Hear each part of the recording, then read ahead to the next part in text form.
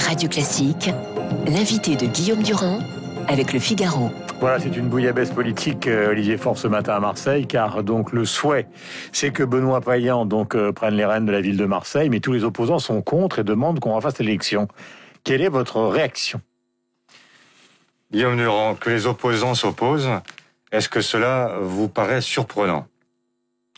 Moi, je comprends très bien qu'ils cherchent à ouvrir une nouvelle page, qu'ils cherchent à revenir sur cette formidable alternance qui s'est réalisée à Marseille après 25 ans de domination sans partage de la droite. Et il y a une équipe, celle du printemps marseillais, qui a réussi à l'emporter il y a 5 mois maintenant. Et cette équipe, elle est solide et elle va le montrer dans la difficulté. Donc vous voulez une transition toute simple, c'est-à-dire elle prend du recul et c'est Benoît Payan qui dirige la mairie.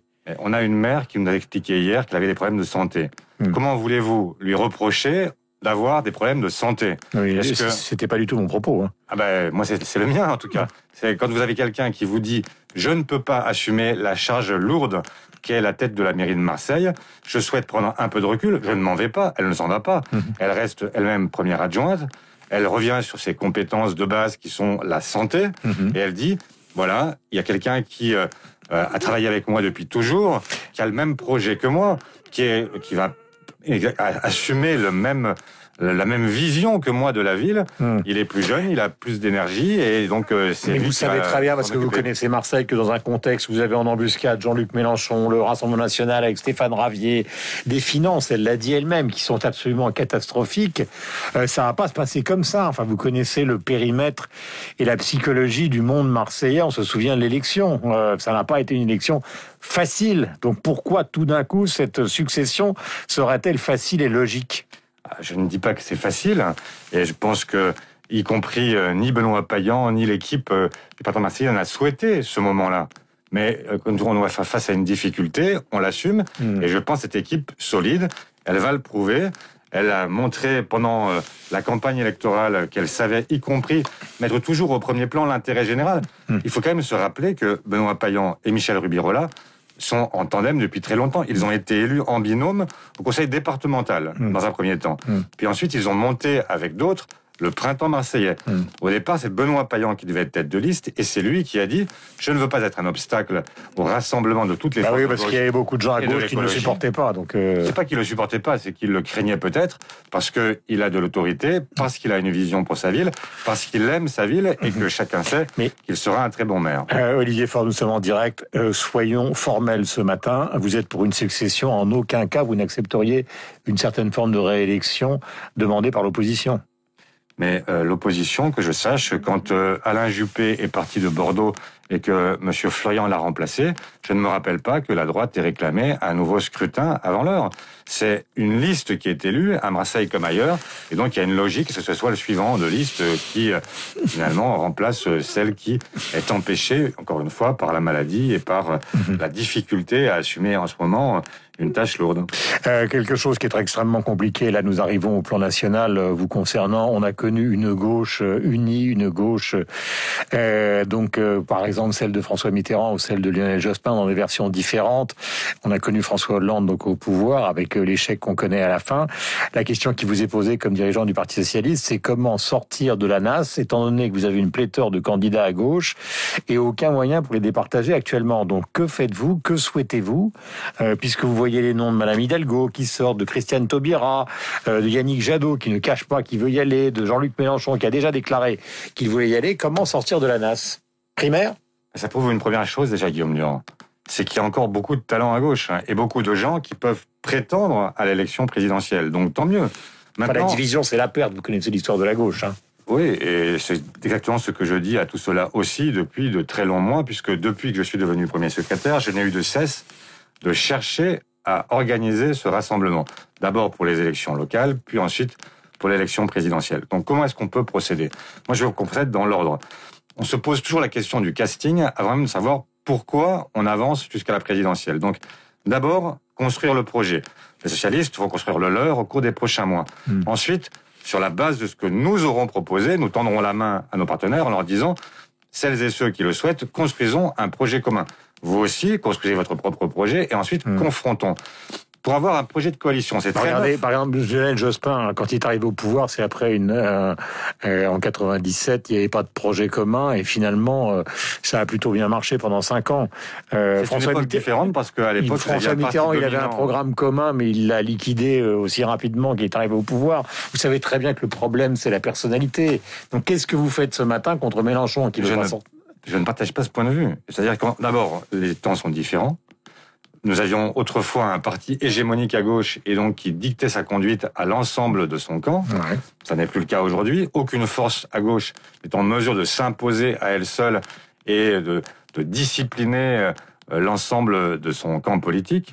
Donc il y a un autre rapport à entretenir avec les autres forces à gauche. Et moi, je souhaite un rapport de coalition, ce qui est neuf. Oui, mais parce que ni Jadot ni Mélenchon n'en veulent. Soyons clairs, ils n'en veulent pas. J'ai bien compris que Jean-Luc Mélenchon n'en voulait pas. C'est pas ce que dit Yannick Jadot. Moi, ce que je crois, c'est qu'il y a aujourd'hui une volonté qui est assez largement partagée dans les formations politiques de l'idée qu'il va falloir construire quelque chose de différent. Mais primaire ou pas primaire, par exemple? On avait un bloc qui s'organisait autour d'un parti. Maintenant, il faut une coalition. Regardez ce que font les Allemands. Ils négocient pendant des mois. Oui, mais ils négocient même à la droite. D'accord, mais ils négocient avec la droite, ils négocient avec tout le monde. Mais moi, ce que je dis, c'est que si vous voulez éviter les frondeurs, si vous voulez éviter qu'au bout de quelques jours, il y ait une pléthore de difficultés, de divergences qui s'affichent, eh bien, ça suppose de travailler dans le détail sur un projet sur 5 ans, bâtir un vrai contrat de gouvernement sur 5 ans, contrat de coalition. Une sorte d'union de la gauche, donc. Mais c'est plus que ça, c'est pas une gauche plurielle. La gauche jusqu'ici, c'était en fait, on se retrouve une nuit, on aligne 5 slogans et puis on considère que c'est bon et qu'on va tenir pendant 5 ans. La réalité, c'est que ça tenait parce qu'il y avait un parti qui s'imposait aux autres.